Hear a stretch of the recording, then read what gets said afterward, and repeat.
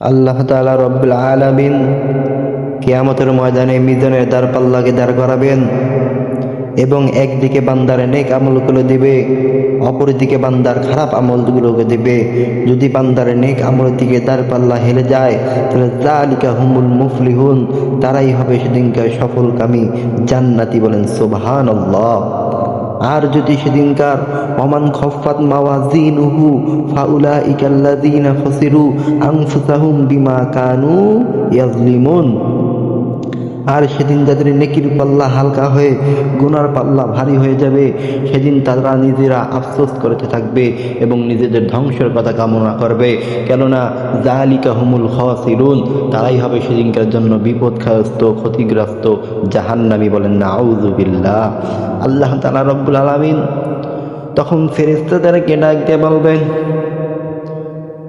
ও আমার ফেরেশতারা, ওই দেখো আমার নাফরমান বান্দাদেরা, দেখো আমার নাফরমান বান্দারা একদল হয়ে রয়েছে, তাদেরকে তোমরা, আল্লাহ তাআলা বলবে, ফাখুযুহু ফাহুল্লুহু সুম্মাল জাহিমু সাল্লু, ওই আমার নাফরমান বান্দারা, তাদেরকে তোমরা গলার মধ্যে রশি বাঁধিয়া দাও, গলার মধ্যে রশি দিয়ে টানতে টানতে জাহান্নামের মধ্যে নিয়ে যাও।